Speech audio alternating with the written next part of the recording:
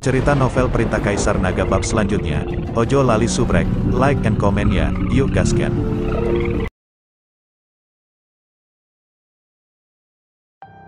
Bab 3661-3662 jauh di dalam Gunung Iblis Tuan Chen. Jika Anda berjalan sedikit lebih jauh, Anda akan mencapai gerbang iblis surgawi. Setelah tiba di gerbang iblis surgawi, Anda harus berusaha untuk tidak memperlihatkan aura Anda. Saya khawatir seseorang akan mengenali identitas Anda dan menyebabkan hal yang tidak perlu masalah. Pemimpin Sekte Jiang berkata kepada Chen Ping, pengingat. Oke. Chen Ping mengangguk. Faktanya, Chen Ping tahu bahwa meskipun dia memperlihatkan auranya, tidak ada seorang pun di Sekte Tianmo yang akan mengetahui identitas aslinya. Lagi pula, dia belum pernah berhubungan dengan siapapun dari Sekte Tianmo, dan tidak ada yang mengenal auranya. Hanya orang yang mengenalnya yang dapat mengidentifikasi identitasnya dari nafasnya. Sekarang Chen Ping telah mengubah penampilannya. Orang yang tidak mengenalnya tidak dapat mengetahuinya sama sekali. Tuan Chen, sepertinya ada seseorang di depan Anda. Pada saat ini, Zeyan tiba-tiba mengingatkan. Ketika Chen Ping mendengar ini, dia mendengarkan dengan seksama, dan tentu saja dia bisa mendengar suara seseorang berbicara tidak jauh di depan. Sepanjang jalan, agar tidak ketahuan, Chen Ping tidak memancarkan kesadaran spiritual apapun, sehingga dia tidak menyadari bahwa ada seseorang di depannya. Apa yang harus kita lakukan? Haruskah kita mengambil jalan memutar? Kata Jiang Yulian, tidak perlu. Sekte jiwa iblis kita tidak memiliki dendam dengan orang lain. Bahkan jika kita bertemu seseorang, tidak apa-apa. Pemimpin Sekte Jiang melambaikan tangannya dan berkata, sekarang Chen Ping telah mengubah penampilannya, identitasnya tidak akan ditemukan selama dia tidak mengungkapkan auranya. Setelah berjalan ke depan beberapa saat, Anda dapat dengan jelas melihat 5 orang berjalan ke arah mereka, berbicara dan tertawa. Saat kedua pihak bertemu, mereka semua sedikit terkejut. Ternyata pemimpin pihak lain tidak lain adalah Tabib Suci Liu yang menipu ginseng naga iblis dari Sekte Jiwa Iblis. Melihat Tabib Suci Liu, wajah pemimpin Sekte Jiang langsung berubah muram, dan mata Jiang Yulian membelalak karena marah. Tabib Ilahi Liu tidak menyangka akan bertemu dengan Master Sekte Jiang di sini. Dia sedikit terkejut lalu tersenyum dan berkata, ternyata itu adalah Master Sekte Jiang. Sepertinya Anda sudah pulih. Selamat.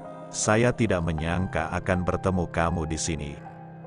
Pemimpin Sekte Jiang memandang Dr. Ilahi Liu, dan hatinya dipenuhi amarah. Dia berharap dia bisa melangkah maju dan menamparnya sampai mati. Tapi melihat 4 penggarap alam kesengsaraan di belakang Dr. Ilahi Liu, pemimpin Sekte Jiang masih menahan amarahnya. Dr. Ilahi Liu, suatu kebetulan sekali, kesembuhan saya sepenuhnya berkat tangan ajaib dari Dr. Ilahi Liu. Kata Master Sekte Jiang sambil tersenyum. Setelah mendengarkan kata-kata pemimpin Sekte Jiang, mata Dr. Liu jelas dipenuhi kecurigaan. Dia tahu bahwa Master Sekte Jiang berada di akhir hidupnya, pelitanya telah mengering dan minyaknya telah mengering, jadi tidak mungkin baginya untuk pulih. Tetapi sekarang tampaknya Master Sekte Jiang memang baik-baik saja, yang membuatnya sangat bingung. Meskipun dia bingung, Tabib Ilahi Liu tersenyum dan berkata, merupakan suatu kehormatan bagi saya untuk dapat membantu Master Sekte Jiang. Ada yang harus saya lakukan, jadi saya tidak akan mengganggu Master Sekte Jiang lagi. Setelah mengatakan ini, Ilahi Dr. Liu pergi bersama orang-orang. Keluarlah. Orang ini merasa bersalah sekarang. Pemimpin Sekte Jiang menyaksikan Tabib Suci Liu memimpin orang-orang pergi tanpa menghentikannya. Tuan, orang ini pembohong besar. Dia menipu kita semua. Mengapa Anda membiarkan dia pergi? Anda harus mengekspos dia secara langsung. Jiang Yulian bingung ketika dia melihat Dokter Ilahi Liu memimpin orang-orangnya pergi dan Master Sekte Jiang tidak melakukannya. Jangan hentikan dia, tanyakan. Prioritas utama kami adalah membantu Tuan Chen menemukan batu iblis surgawi. Terlebih lagi, orang itu juga membawa 4 pembudidaya alam kesengsaraan tingkat 6. Jika memang ada perkelahian, siapa yang mungkin menderita kerugian? Pemimpin sekte. Jiang berkata kepada Jiang Yulian. Jiang Yulian melihat ini dan berhenti berbicara, tetapi terlihat jelas bahwa dia masih marah di dalam hatinya. Jika Dr. Liu tidak menipu mereka untuk menggali ginseng naga iblis surgawi, mereka tidak akan mati sia-sia bagi lebih dari selusin rekan magang mereka. Oke, jangan marah. Jika saya punya kesempatan, saya pasti akan membalas dendam pada orang bernama Liu itu. Ayo cepat pergi. Pemimpin sekte Jiang menepuk kepala Jiang Yulian dan berkata. Jiang Yulian mengangguk. Lalu kelompok itu terus bergerak maju. Chen Ping tidak berbicara dari awal sampai akhir.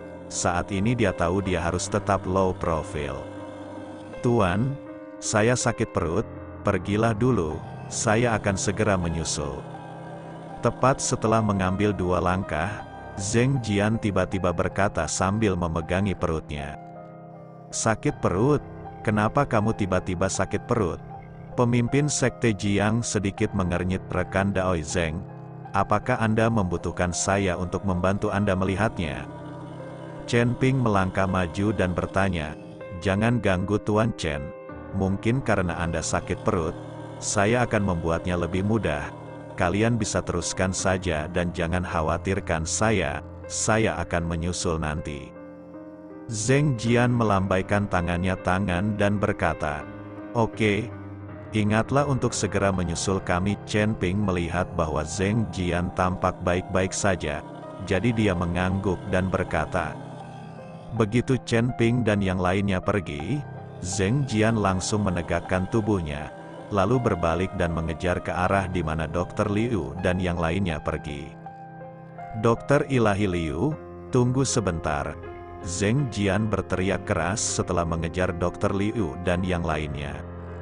Tabib Ilahi Liu tertegun, menatap Zheng Jian dengan sedikit keraguan, dan berkata dengan ekspresi waspada, ada apa? Tabib Ilahi Liu, ada sesuatu yang ingin saya sampaikan kepada Anda. Saya ingin tahu apakah Tabib Ilahi Liu tertarik. Zheng kata Jian, hal bagus apa? Tanya Dr. Ilahi Liu. Dr. Liu, apakah Anda kenal pria bernama Chen Ping? Zheng Jian bertanya. Chen Ping, Dr. Ilahi Liu sedikit terkejut, lalu menggelengkan kepalanya. Seorang biksu berjanggut di belakang Tabib Suci Liu dengan cepat berkata, apakah Anda berbicara tentang Chen Ping? Yang diperintahkan untuk membunuh oleh aliansi tertutup iblis.